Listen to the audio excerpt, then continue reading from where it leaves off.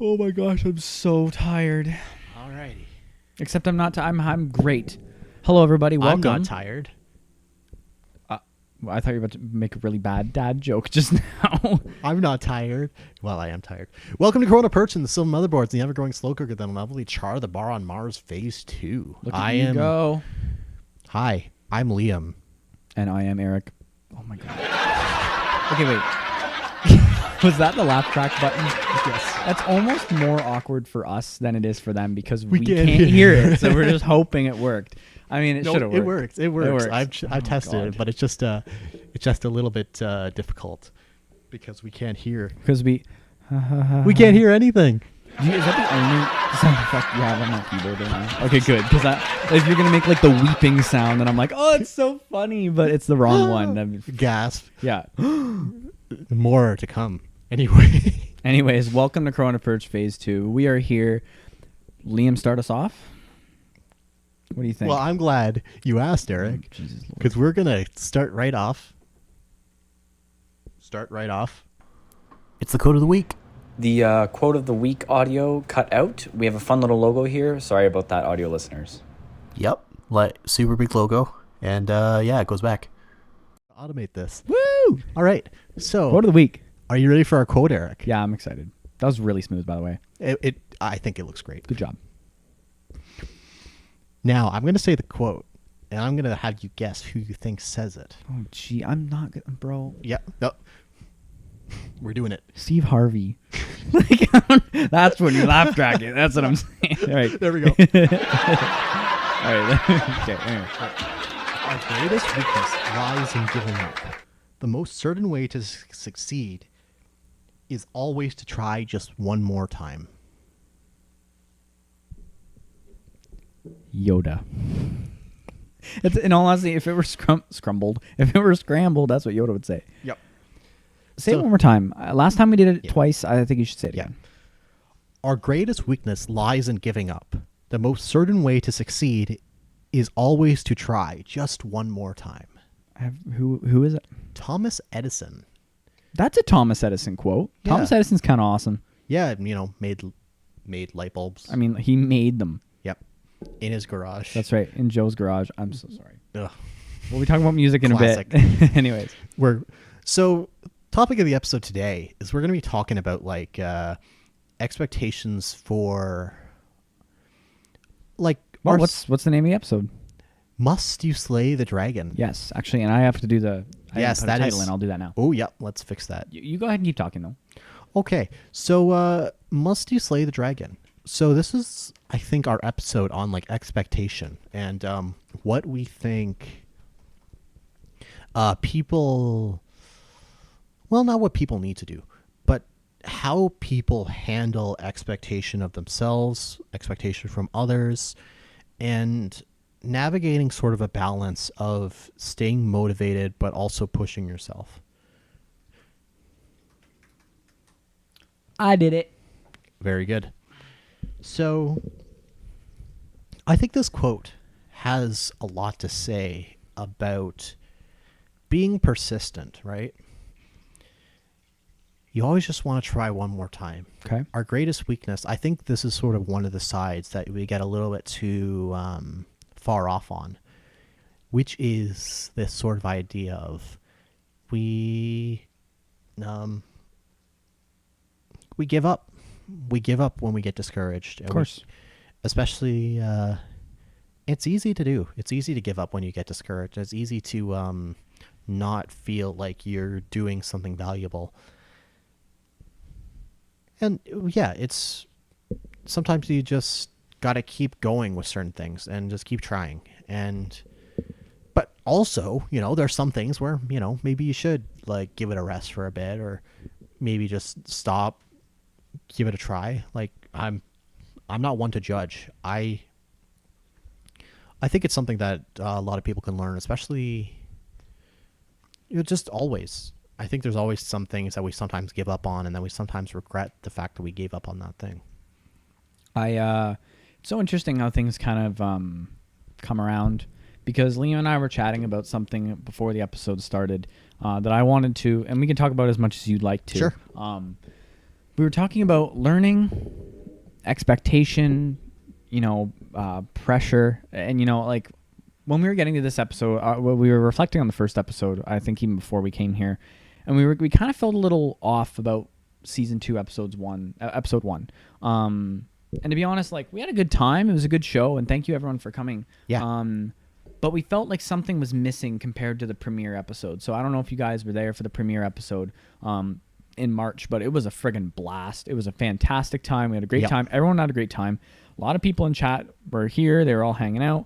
And it just wasn't the same last episode last week. And we were reflecting on that. But I think what's nice to remember is, you're always learning. And we wanted to kind of say, this show isn't perfect. We don't really plan on it being perfect. There's no such thing. Our camera cut out at last time. It sucked, but it was funny. That was hilarious. It was funny, right? It just went, yeah, I know. It started flying around. It was actually, I went back to watch it on my computer. I'm like, that was it was a very cinematic moment. It looked scripted. It was fantastic. That's awesome. We're not here to get upset over something like that because there's no point. And we're here to learn, and we're glad that you guys are here to learn with us. If you're here to watch or if you watch later, it doesn't matter. But Liam and I were talking about how the premiere episode differed from first episode. Yeah. And I honestly, I had a lot more fun with the premiere rather than the first episode because I think the focus on that episode was to have fun. And to just have like a fun introduction to us and do a fun thing and just like have no pressure on like either of us to sort of have something to say. We were just ourselves. I'm getting comfy. And I think with that first episode, I really I think just in general, I put a lot of pressure on myself to try to be at a level of knowledge that I wasn't at. And I think this actually goes pretty well. Actually, no, we'll stick off that. We'll stay on this for a bit. I was thinking maybe this would go into the next segment fairly well, but I think we should stick here. It does, and we'll talk about it in a sec. We'll talk about it in a sec.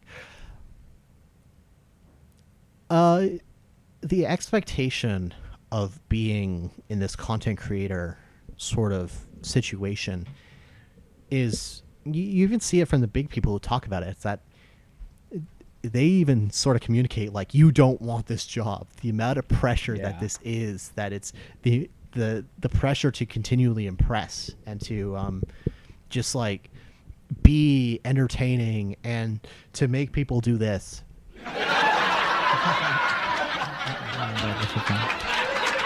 You know what's funny? I really hope that's actually going through because it would be so awkward if it wasn't. No, it is. I can see see the levels. But like you're trying to make people laugh. You're trying to make people have a good time. And I think with the equipment that we have and what we're actually able to do with this right now and what we're able to do, I felt like I needed to have like the most killer ideas. I need to have the best ideas. I needed to push, and like we needed to be the most entertaining. We need to have the most fascinating topics to talk about. We need to be like competing with some of like the best creators out there in order to make a name for ourselves and to like just get ourselves out there, and so the world can hear what we have to say because we think what we have to say is important. But everybody does. But then it's not really fair to compare myself with, well, and just in general, it's not really super fair to compare yourself with people who are just like that much more experienced with you. Yeah. I think it's admirable to aspire to become that kind of person who is knowledgeable and wants to share that knowledge with the world. But from where we are right now, I think there is still a lot of experience to be gained from just existing and just learning.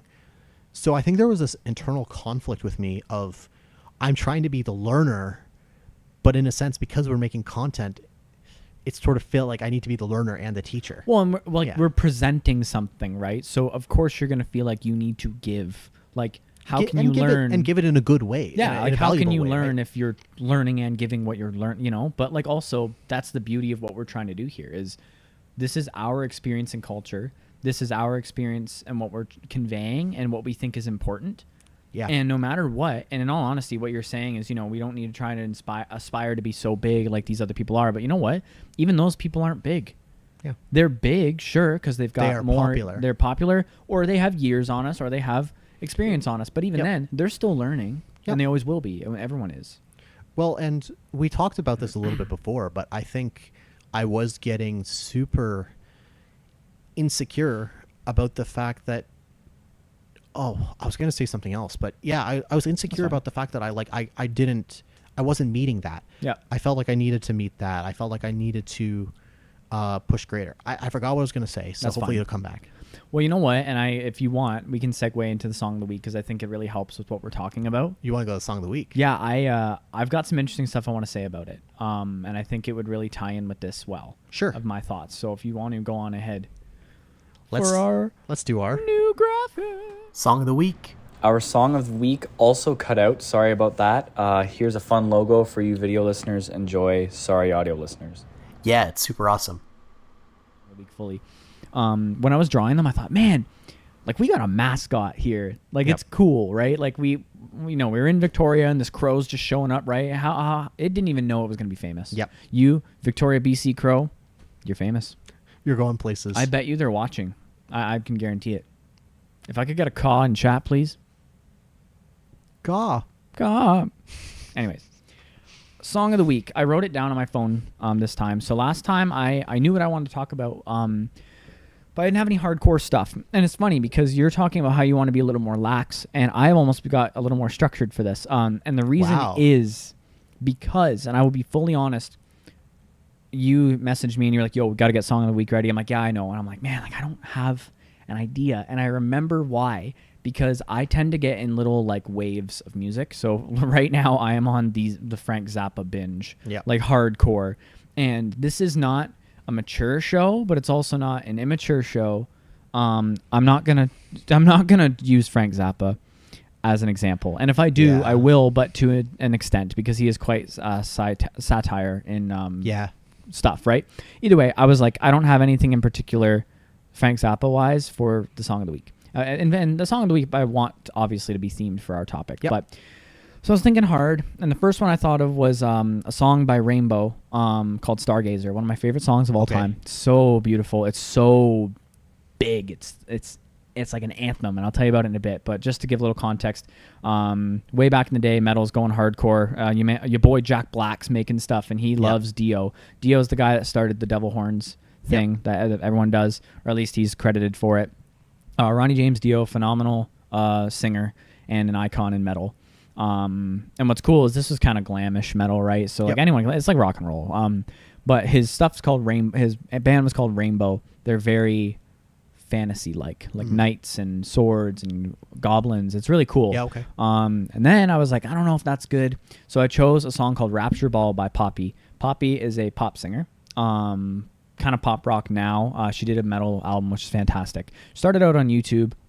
Big inspiration to me when I remember when she was first going on. My friend Hayden and I we've joked around about it because he really didn't like her. So I kind of was just bugging him about it. But I hit a point where I'm like, she's actually kind of good. And she got really good. I actually just got to see her live a couple months ago with Avenged Sevenfold, which was, I can't even believe I got to see Poppy. Yeah. I remember when I was a kid, I thought she was really cool. Anyways, I thought, no, Rapture Ball's not it. And the song I ended up choosing, I'll tell you in a sec. Another song I forgot I had three. This third song, the name is a little inappropriate, so I'm going to change something in it. Yep. You know who it is. It's Psychedelic Corn Crumpets. Yeah. Phenomenal band, psychedelic rock band. They have a song called Cornflake. Yeah.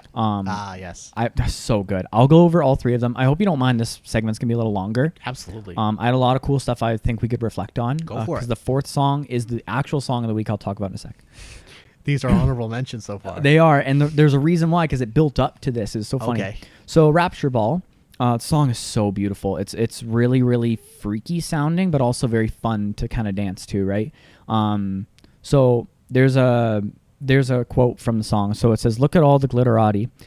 I must be someone important now. Never got to go to prom. Never wore the pink. I don't even know how to say that word. Chiffon. Okay. Take me to the Rapture Ball where everyone is beautiful." So the idea, I'm so sorry if I butchered that word. The idea is this person is hearing about something called the Rapture Ball, and the main chorus is it's the best bang since the big one. So this party is crazy. Like, you got to be someone big to go to this party. And when she gets there, she says, I must be someone important now, which is so interesting because she doesn't obviously feel important. She doesn't understand why she should be important, but she's there, so she must be, right? So the way I took this was the idea that you're missing out on something bigger than all of us, something so extravagant that when you get to this pillar, you question yourself. And that's another big philosophy, right? You know, people want these big fancy cars. They want this fancy life. They want to be like these influencers. And then the idea is a lot of them, when they get there, they lose it pretty quick. They're like, man, like, I've got it. Now what? You know, or man, I need more now. Like, I'm here. Like, but what's so great about it, kind of thing. And, you know, I'm not saying everyone's going to feel like that, but it begs the question, must you slay the dragon? Do you have to get to this huge pillar? Do you need to be there? And when you get there, does it feel as important as it did when you went to get there? That was, and I thought it fit really well for the song of the week. Yep. Didn't quite do it for me. So Rainbow, the lines are, in the heat and the rain with whips and chains, to see him fly so many died. We build a tower of stone with our flesh and bone just to see him fly, but we don't know why. Now where do we go?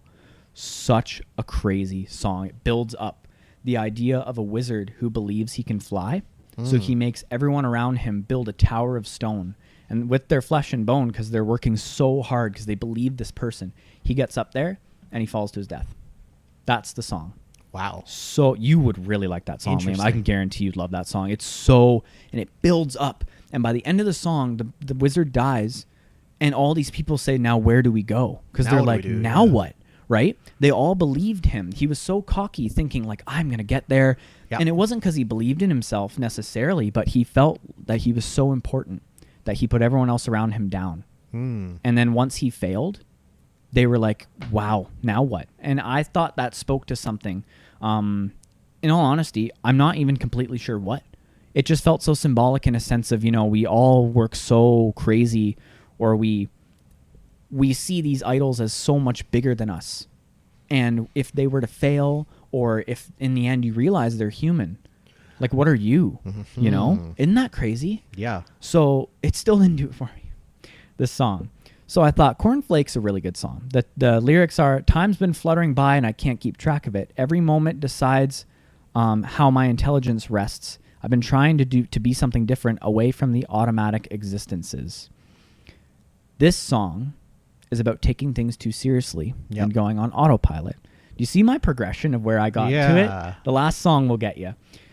This song is about, maybe I have another viewer. Woohoo! Say hi in the chat if you're watching. We're talking about Song of the Week. So anyways, Cornflake, you're taking things too seriously, right? Yep. You hit a point after both of those things in the songs that I talked about where you're like, man, like, I'm working too hard, or I'm working not enough hard, or so many people are better than me, or am I even worth being the better one for these people to see?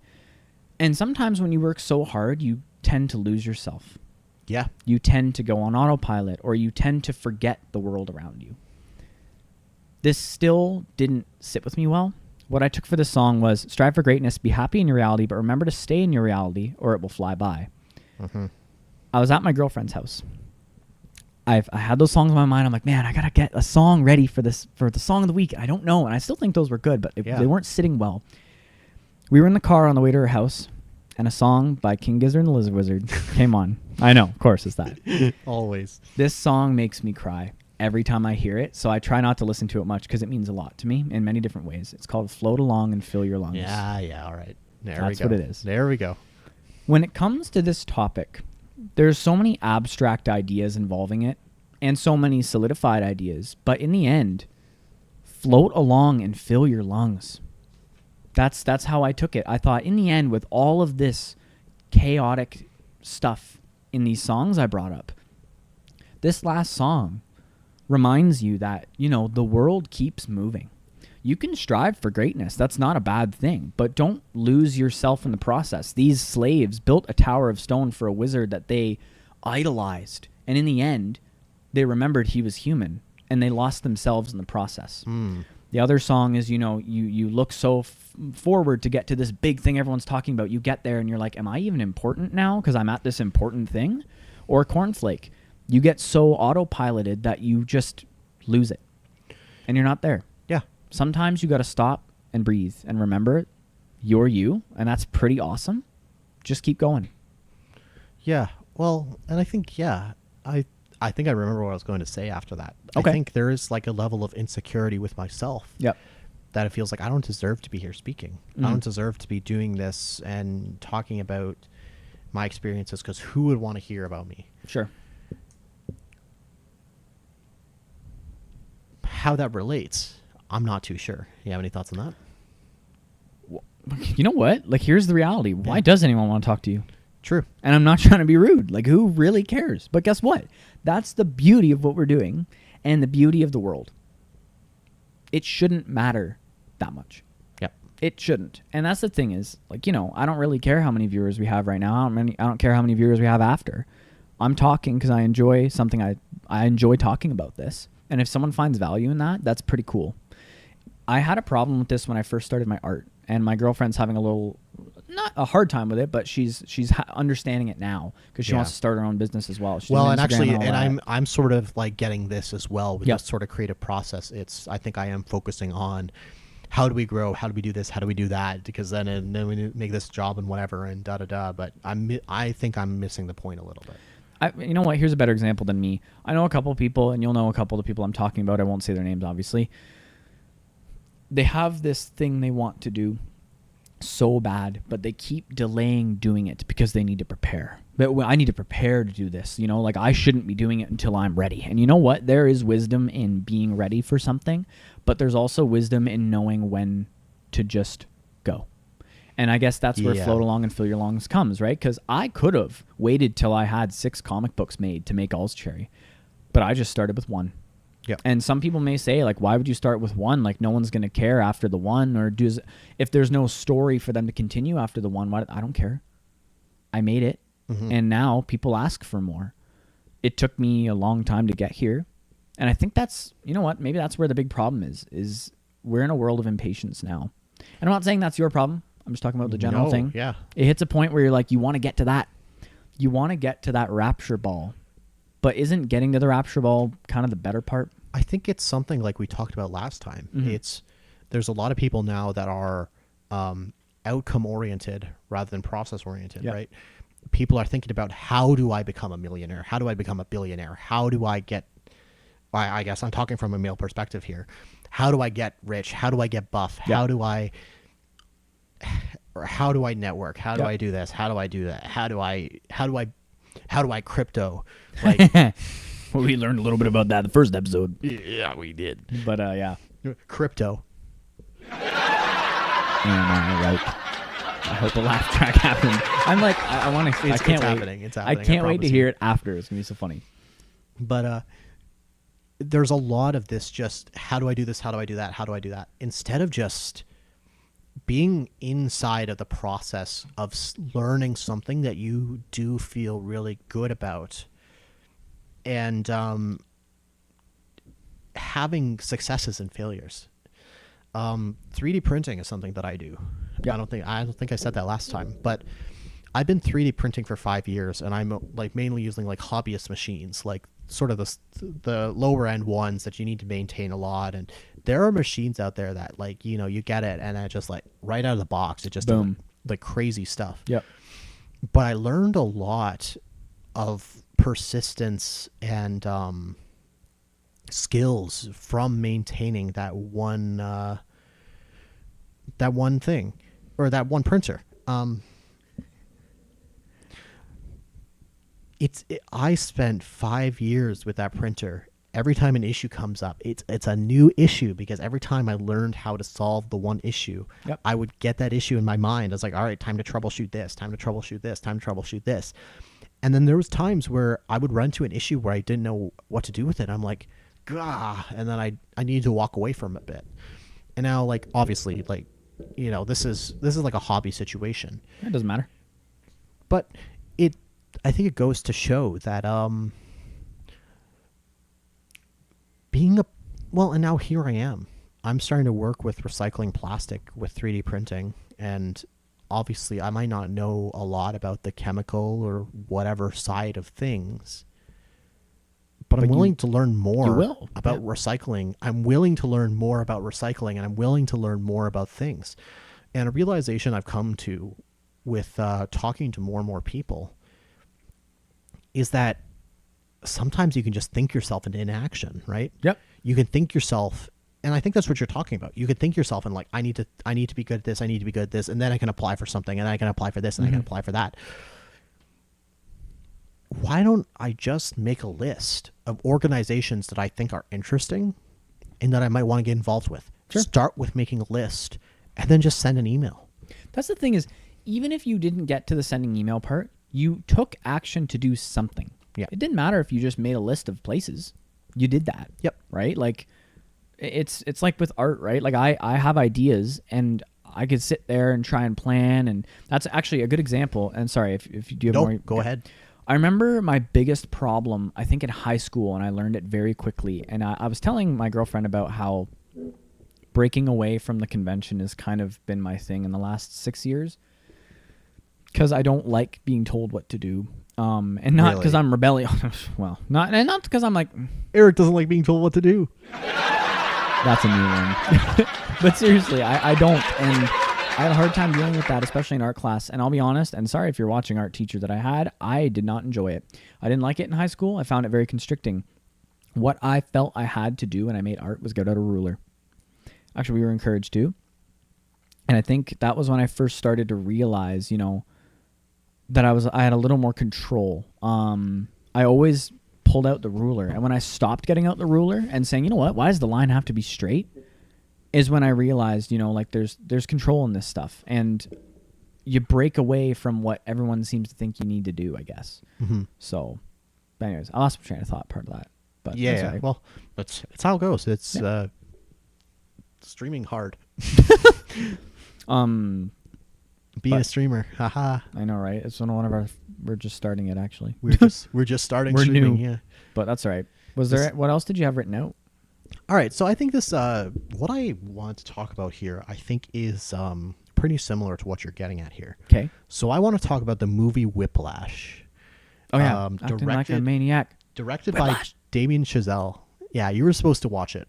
I know. I wanted you to watch this before the episode, but know. honestly, it works well because then you can sort of, I'm giving you a bit of a prelude to how this actually fits together. And I watched a video essay after this.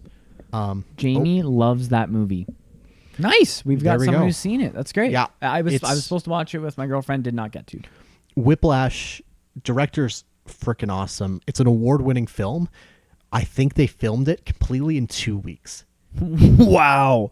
The entire thing in 2 weeks. That's sick. Okay. Because, so I think the history with it is that originally it was a short film. Okay. For just like one of the segments of it. But then they got the funding to make it into a full motion picture. And then they just went with it. And Whiplash is an interesting movie because it's so unique. Okay. It is so bold in the message it tries to show. The whole sort of tension in the movie is between this aspiring jazz drummer and his band conductor, right? Okay. So he goes to this music institution, and then he gets on to this. He gets onto like the competitive team, where the band director is really, really hard. He expects perfection, always pushing for perfection. Mm. And without spoiling it too much, this isn't. This drummer gets to a level of insane mastery. Okay. You don't see this after the movie, but the director said, the main character probably when the director got asked what happens after the movie, the director was like, he's probably going to end up dead in his 30s, do a drug overdose. Okay. Because of the amount of pressure and how much you lose in the pursuit of perfection rather than mastery. Okay. Well, okay, maybe not perfection, but this whole becoming the great. Because I think the character's name's Andrew Neiman. I'll just say Neiman from here on. Neiman idolized Buddy Rich. Okay. Yep. So crazy drummer, Yep. right? Like awesome, really, really good jazz drummer. And there's this whole need to become the next Buddy Rich, right? Yep. I need to become the next best drummer. And there is this sense of he did, but at what cost? Yep. I won't say much more because that's sort of like what the movie, pretty much what the movie over the progression is, what it communicates beautifully. So what I sort of like between my quote and here, I sort of have set up like a thing of this is sort of trying too hard. This is like maybe not trying enough. Where's the middle ground? Where's sort of the middle of this? Not always you should give up, but not always should you try too hard either. Ooh, I have something connect to that. Continue. Yeah. So because I think like with what you said with the song of the week, there is this, you try so hard that you lose sight of what actually matters. Mm-hmm. And you lose sight of what life is really about. Life passes you by. Yes. Like you said. And I mean, you can get to that level of dedication and you can become known. And if that's what you really want, if that's what you really, really, really want, then you shouldn't, not going to say stray away from that. But I think there is, in a sense, a harm to, I think there is this thing in society where it's like absolute devotion to this and absolute devotion. We praise like 11-year-olds who graduate college at the age of 11. We revel in like child prodigies who. Oh yeah, that's all I see on the guitar Instagrams. Well, these kids who can play guitar a million times better than I can. Well, yeah, and people are flipping out or they're getting angry. And then like 7-year-old or like what is it, 11-year-old GMs in chess, or like all of these people who are able to do this many things in a short amount of time. But I just like, but at what cost? Yeah. What do you lose? Sure, you're better and you've shown that you can apply yourself to a skill more than other people in society. It is harder. But if you're not yourself, then what's the point? Because, especially now, there's robots that can probably like blow me out of the water in certain things. Sure, whatever. You have to be yourself and you have to make the call for yourself and for your living situation and what you're dealing with in life. In your situation in life, it might not be in your best interest to strive to be the very best. You can be one of the best. You can be among the best. Because honestly, if you're less known, but the people who do look you up and see you and see that you had a great life and you were surrounded by people who you really enjoyed and you gave to other things, and instead of just doing what you did, I think that's a much more fulfilling life. And you're still one of the best. But for whatever reason, it makes sense. People praise the best because we're finite beings. We want the best for our lives. Yep. We want to have the best life that we can because we only have one of it. But it's just because you're doing or like interacting with some of the best things doesn't mean you're living your best life. In a sense, I think there is some balance to that. Now, do you want to say something or should I? I have lots I can say about that. All right. The thing is, and you might not believe it, but I have been dealing with this similar thing you're talking about recently. Yep. It has to do with guitar. And I said I wasn't going to bring up Zappa, but I'm going to now. I watched a very interesting video. Did I send it to you? It's the Black Page #1 video. Oh, Did I? I think you showed me. Okay, well, I'll mention it anyway. I always forget the name of the drummer. It's my bad, but you're talking about drumming. The drummer for Frank Zappa starting at, I believe, Joe's Garage and on. So the 80s and up until now, actually, with Zappa's son, I think. Amazing, like ridiculously good drummer. He was known for having the teenage combo. So there were a bunch of teenagers in his band. And they were crazy good instrumentalists despite their age, right? Which, that's amazing, but that's besides the point. The drummer was crazy technical. And that's why Zappa liked him. So for some context, Zappa is one of the best if not one of the best modern composers. Oh yeah. In the last how many years? One of the last composers who did something crazy different. But he was mostly known for his guitar solos. Very, very good guitarist. Mm-hmm. The guy really liked composing orchestral stuff. He did rock and roll, but his main goal was to do orchestra. Before he died, he actually made one last album that was orchestrated. Beautiful. They orchestrate his stuff now. Yep. He's very well known for his composer.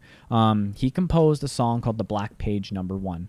The reason it's called The Black Page is because I found out that his band members used to make fun of his music because there were so many notes and there were so many lines on a sheet music. They call it the black page, so like a blacklisted page. Mm-hmm. So he said, oh, you're gonna make fun of it, huh? Fine, I'll make something ridiculous. So he specifically made this song so hard specifically for the drummer.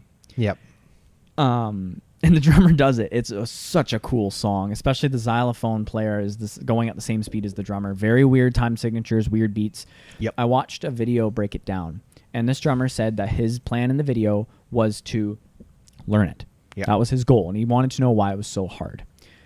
What an inspirational video, and it's similar to what you were talking about. So he goes over the video. He goes over all the different notes, all the different time signatures. Very amazing. Very cool. Check out the song Black Page No. 1 by Zappa. Check out the video if you get a chance.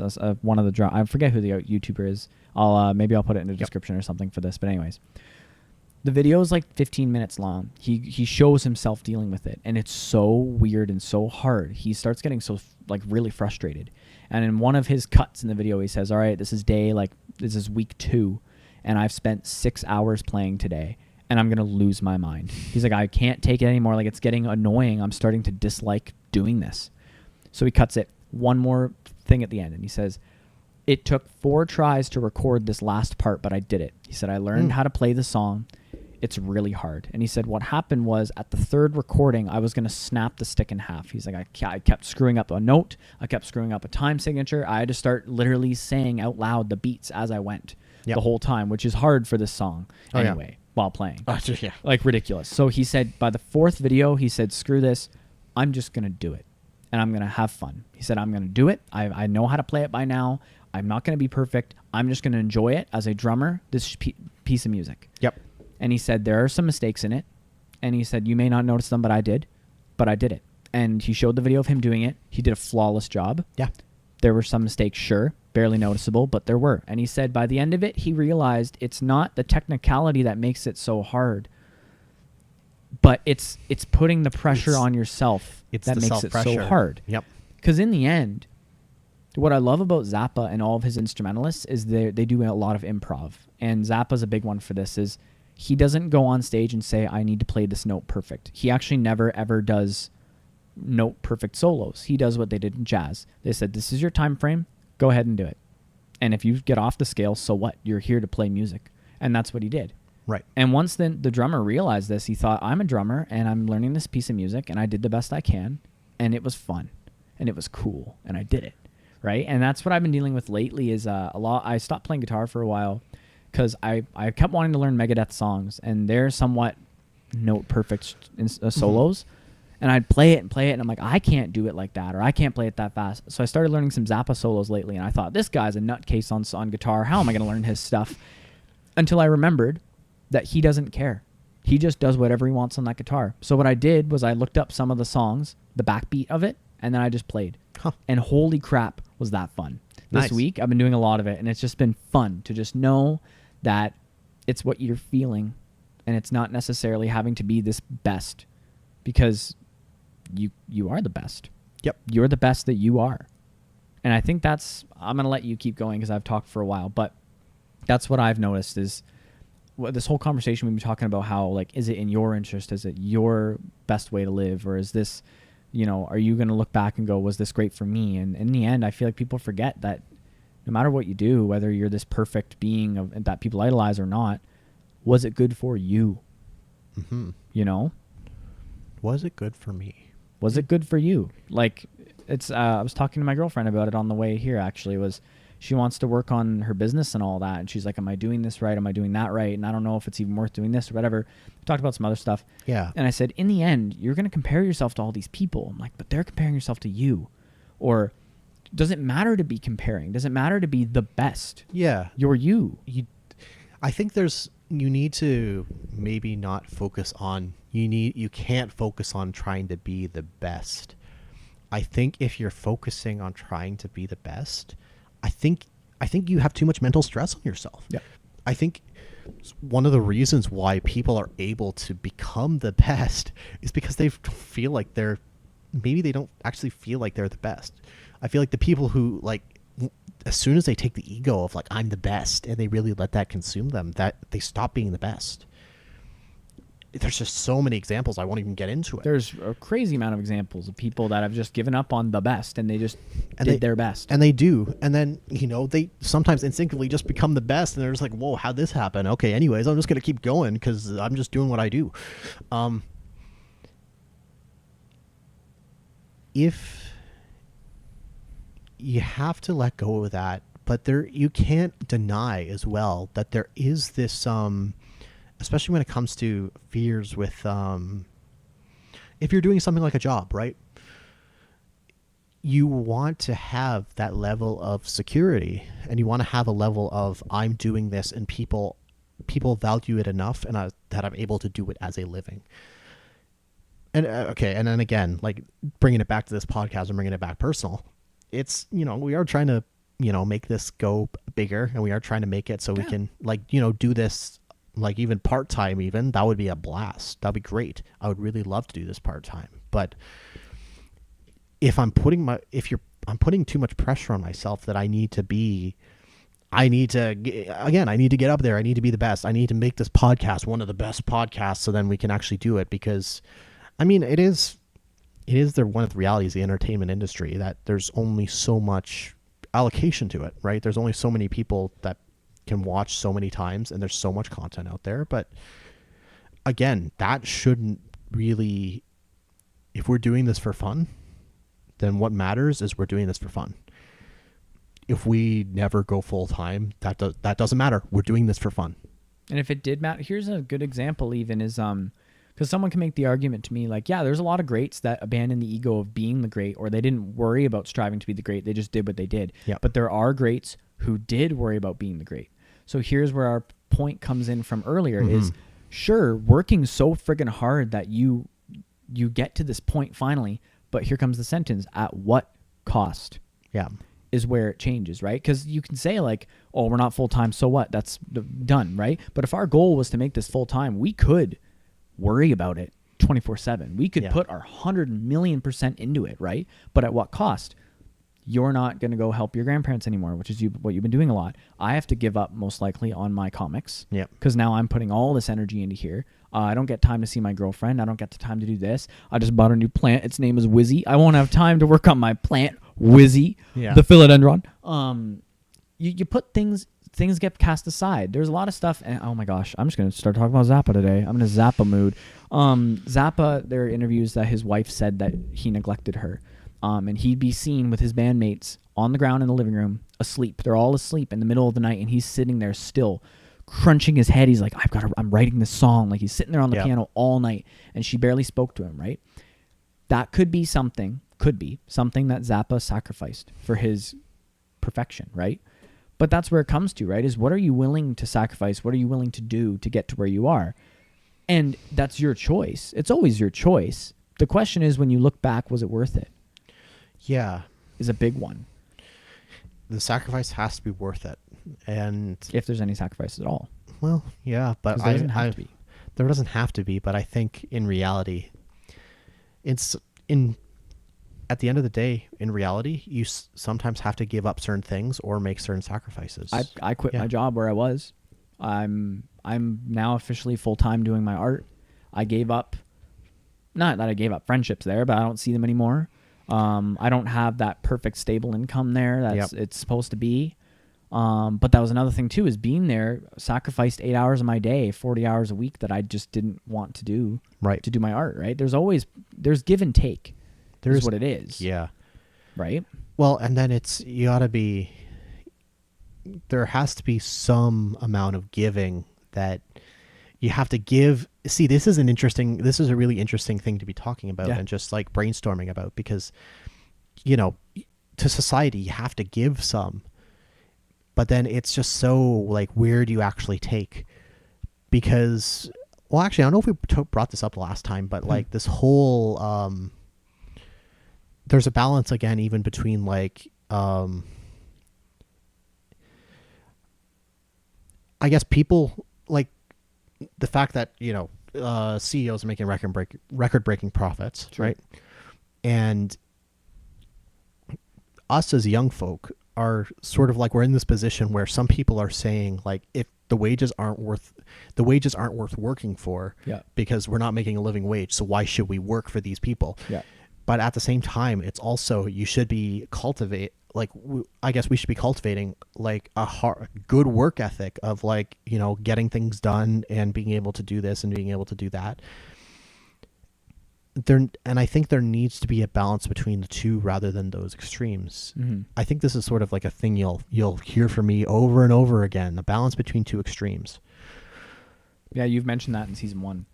And sometimes the balance is different. I mean, Sure. it's kind of like it's an Aristotelian concept. Mm-hmm. The virtue between two vices, right? But I think it makes a lot of sense even here. So how do we work hard that we cultivate a good work ethic without letting ourselves be taken advantage of? And honestly, that's a big topic on its own. That's the question. That is a whole bunch. That could be a bunch of research. We don't know. No. We don't know, but I think this is something to think about for us, for you, the audience, for, I don't know, your cat or your dog or Your cat could do great things. Laughing track. Anyway.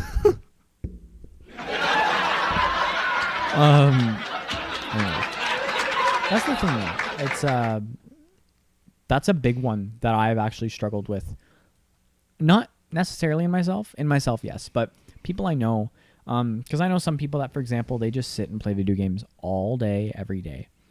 Mm-hmm. And it gets complex because it's like, if that's what you like, great. But again, it's about I brought this up in the first episode. I'll Yep. bring it again. It's people should be allowed to be who they want to be, but they should accept the consequences for the choices that they make.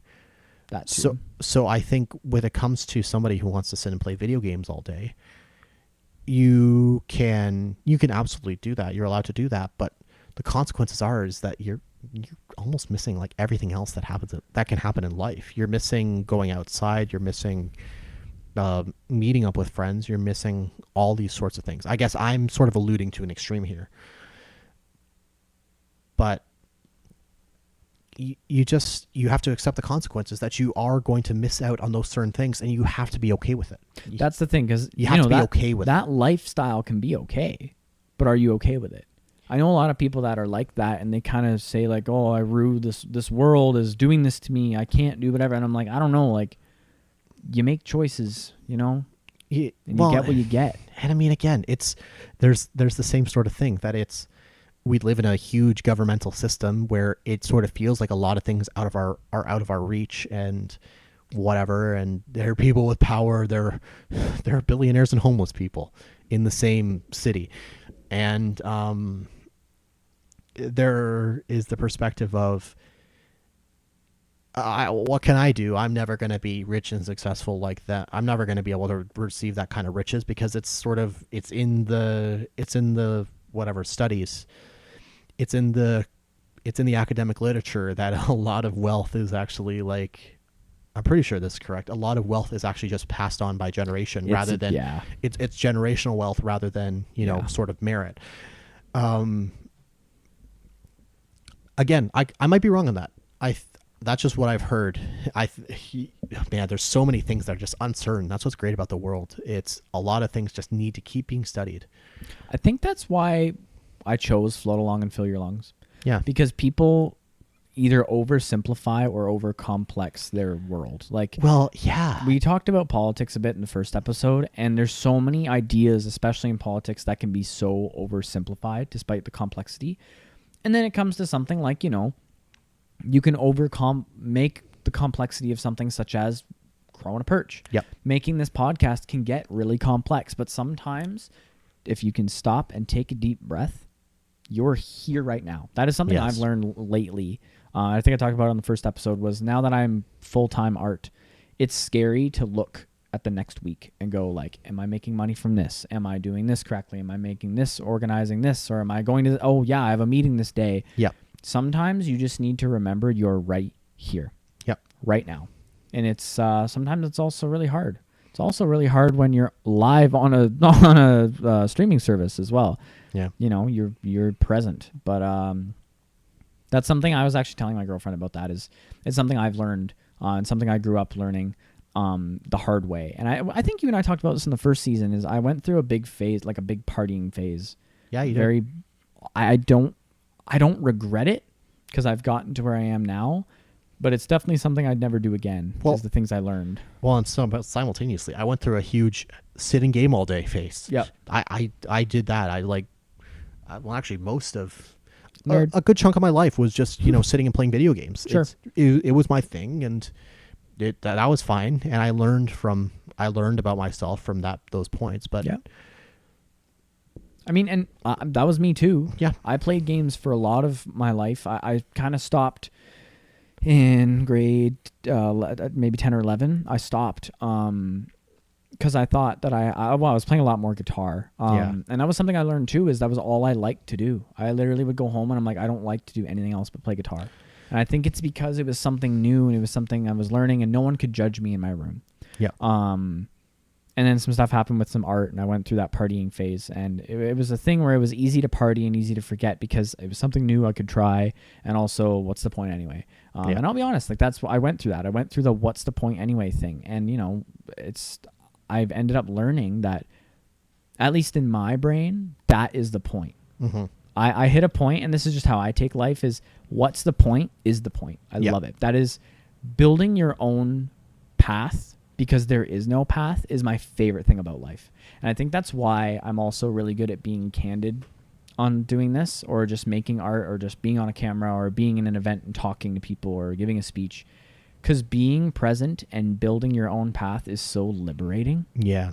And you know what? Actually, that's a good point to bring back to striving to be the best. When you forget about the best, and you forget about striving, and you forget about working so hard, and you just build it. Focus on building your own just path. build the path, because you got to take a step forward anyway. Time do be ticking. It do be 7:22 and 29 seconds, and it's 30 and 31 and 32 now. Yep. It's the thing, and you just keep going. So what can you do but we only have so much time, but we can, again, our lives are meaningful because we only have so much time. And I'm curious, can I get your opinion on what I just said? I would love to know, because we were talking before the episode started about being a little more lax, being a little more candid, and learning from our experiences from doing this, right? And I know that you've had we both have had a little bit of a hard time understanding what this season means to us in comparison to what we did. Yeah, And because I think you have a lot to reflect on. I'm curious. It's especially with Corona Perch, I think it's very easy when both of us are unemployed. Yep. To be like, we need to make this work. We need to make this so we can. It's hard not to be like so that. we can have this comfort barrier of we have a job that we love. But that's not always part of making your own path. Making your own path is trying this, and this might not work out. We might not blow up. We might not go anywhere. We might decide that it's not viable based on where our life direction is going in the future. But right now, this is where we are on our path. And we're here. Again, I think I've had my doubts about doing this podcast, and you've asked me, are you sure you want to keep doing this? And that's, as a pause, we want to be so honest about that. And the reason why, and for me, you thought I would want to give up, but for me, it's just, yes, I still want to do this. Obviously, I'm struggling with this. But this is, for me, this is my path. This is my path of growth, and this is where I am growing to become a bigger person in the world and to learn what my path is. And this is part of me discovering my path, because in a sense, I'm learning like skills to be a content creator. I'm learning skills on reflection and how to speak mindfully and truthfully. And it might be uncomfortable sometimes why I'm here, but or it might be uncomfortable sometimes because I get a little bit insecure about what I'm going to say. But do I regret season 1? Not at all. Do I regret last episode? Not at all. Do I regret the announcement stream? Definitely not. That was great. That was fun. But where are you? Well, and in all honesty, what I want to say is, and that's the point of the show, we are not the answer, and we're not perfect, and we're not trying to say that we are, but there are things I think people can learn from it, and I think we can learn from you guys too, or the people that even just have only heard about the show. I think that's really the strength of what this point of time, because we assume our demographic is people who are sort of around our age, maybe plus or minus 5 years. Yeah.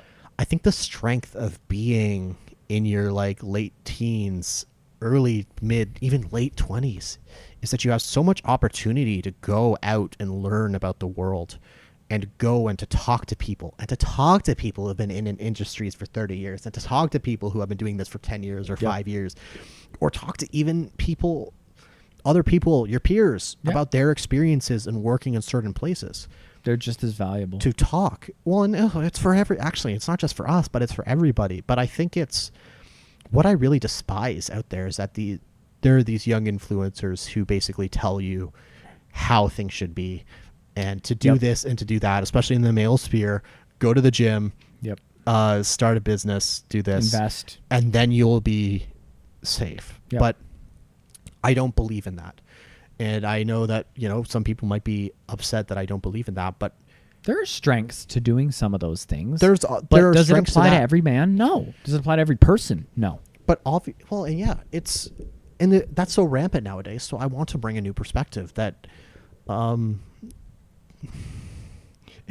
and I guess maybe I'm getting back here again to, I think there's a level of insecurity with myself here that, I'm the learner, but I guess I am almost trying to take the role of the teacher here because that's what I want to do. I think it's the reason why I want to do that is because I feel like I have a lot to learn.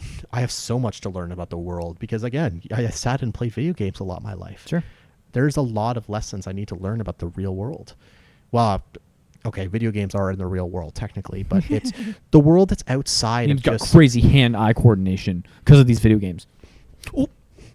Well, you missed it. Oh, shoot. I saw you. I saw you almost. saw me look at the button. Anyways. But yeah, so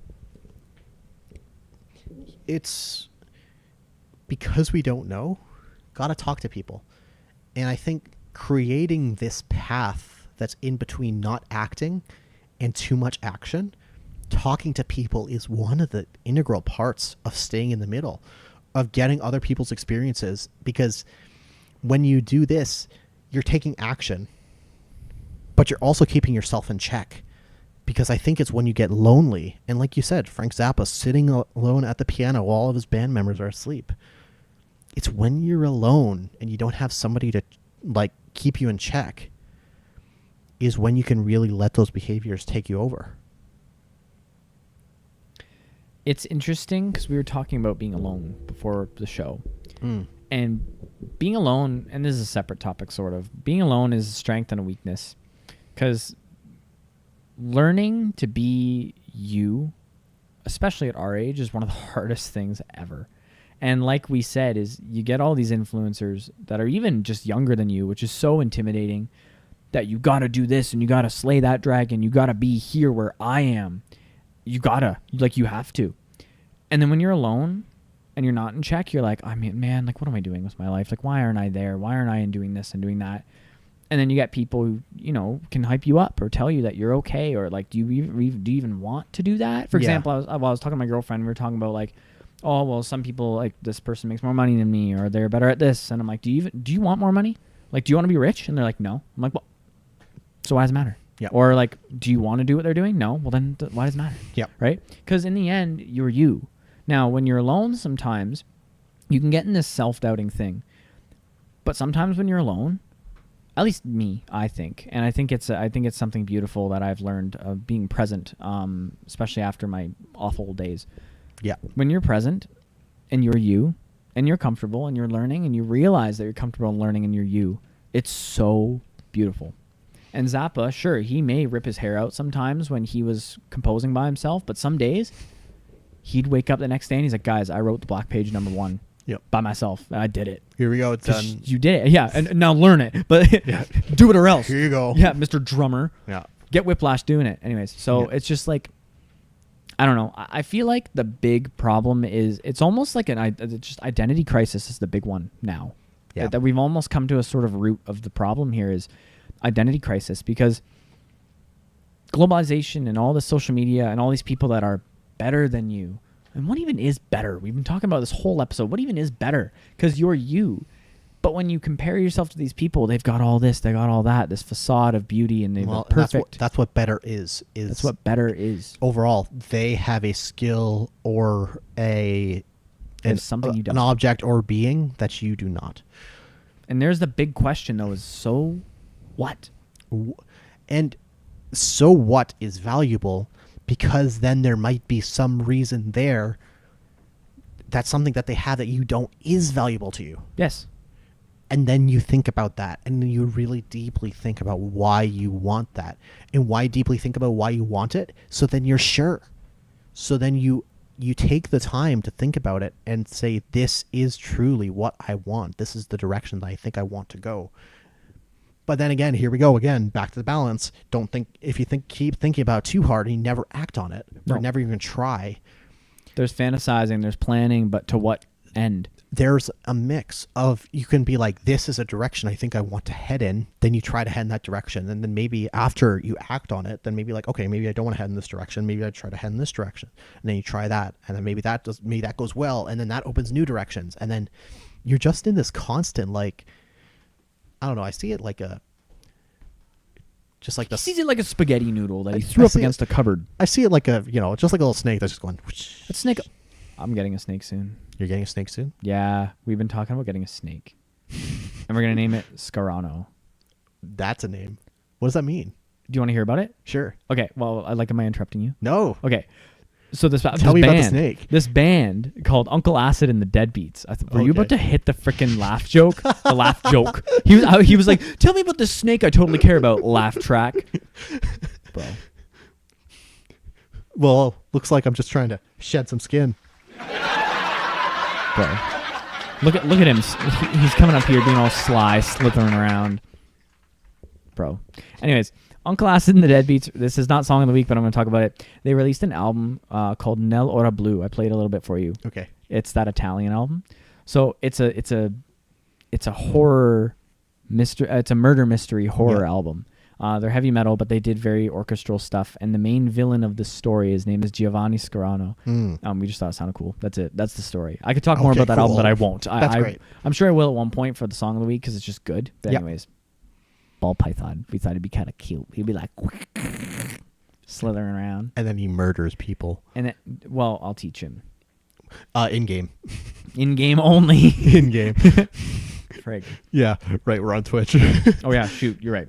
In-game. We're not playing a game, though. Yeah. Is there anything else on your list that you want to talk about at all?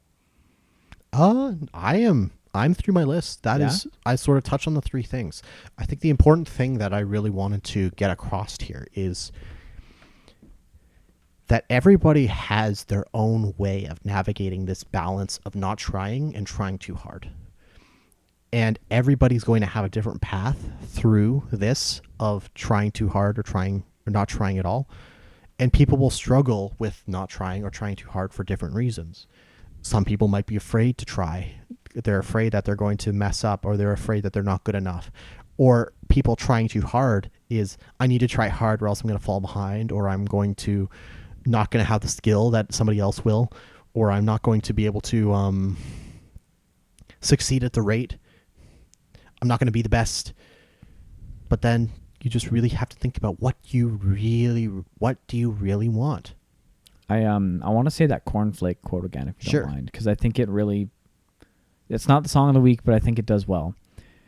Time has been fluttering by and I can't keep track of it. Every moment decides how my intelligence rests. I've been trying to be something different, away from the automatic existences. Yep. You should embrace learning. You should embrace this balancing of scales of trying to slay this dragon, but also remembering to sit back and heal. Take some there's a breaks. point where, there's a balance. We've talked about balances in season 1, but you hit a point where if you are working so hard that you're sacrificing things to that get are here, important to you. Yeah. you're letting time fly by and getting back into that autopilot of existence. Yep. But if you try too little and you sit there and you plan and you hope and you wish and you sit there looking at this dragon that is right there, that may not be that scary to take on, it's going to fly by. Yep. And you're going to go back on autopilot. And there's a point, like you can do whatever you want with your life as long as you don't hurt anybody. You can do whatever you want in your life. And that's okay. You can sit and play video games all you want, but you got to know the sacrifices. You got to know the balance. And you got to know, is this truly how I want to feel? Yep. It's, I felt that way when I was going to work every day. I thought, I love the people here. I love that I have this money. I am so unhappy. Yep. And I could keep putting myself into the ground. I couldn't be doing this right now. Yep. And this is more important. Yep. This is important. I have to pee so bad. All right, so before we go, let's talk. Let's fulfill our obligation and let's thank our Patreon. Yes, we have our first patron. Yep. I love it so much, and I'm telling you right now, their username is allsvery1. It's my grandma, and I love you so freaking much. I just. Well, did you want to say anything? No, go ahead. Listen. I have been making art my whole life, and I could give 2 flying flips that it's my grandma giving money for this. All I want to say is thank you so much for being such an inspiration for me. I call her Purple Grandma, my perp, and my pup, my grandma and grandpa. I don't know who made the account, probably my perp. But yeah, thank you so much for being such a big inspiration to me. I love you both till the end of time, and I'm just so glad that you even get to watch this or be able to support something that we're doing that we care about. Yep. That's the thing is. People care, people love you, and they want to see you do your best. Yep. And I guess that's a good way to bring it around too is, my girlfriend, she's working her hardest to do things that she cares about, and there are obstacles along the way. Yep. But you got to remember that as long as you're being true to yourself, someone's going to care, someone's going to love you, and someone's going to want to help you. Yep. So thank you again for that. And I'll just do a little plug quick is we do a little video before and after the show, and we put it on our Patreon. The first one's free. The second video is a paid membership only. We do not need money from you guys. However, the support does help us make the show even better because we ain't stopping. Yep. We're going to keep on rolling. We're having fun. We're going to keep on making the perch. Dude, we're on this perch right now. So if you want to go to our Patreon, patreon.com/crowonaperch, please go check it out. It's in the bottom thing here. That's perfect timing. It's right there. Go check it out. We have some little stuff behind the scene photos, behind the scene videos. And then if you want to give some paid support monthly, you can. You get some little extra stuff with that. We'll be adding more throughout. It's a lot of work. Yep. So we will get there, but otherwise you do get some exclusive stuff. The support helps, get better camera, get a better set, blah, blah, blah, blah, blah. Just how she goes. Otherwise, thank you so much for watching. Yeah. I love doing this, Liam. It's great. There are learning curves. It gets tough. Yep. Art is one of my favorite things in the world, and you're a really good friend of mine, and it's just fun that we get to do this. I'm honestly, one of the reasons why I love doing this is because this is one of the things we can actually just do anymore. If we just we're so busy. Yeah, we're just too busy. We were just talking about that. Like prep before the show is literally how are the kids, Liam? Like, So like seriously. Yeah. Would you like to know? I would actually. When you left. You know what? I had to get a pack of gum. I got lost. Oh, okay. Anyways, it's just so we appreciate anyone who does watch or anyone who does give support or comment. We're here every week, every Thursday, 6:30 p.m. Yep. So come check it out. Is anything else you want to say? We're off the perch. We're off the perch. Goodbye, everybody. Do you have to awkwardly get up and go turn it off? We're pretend we're done.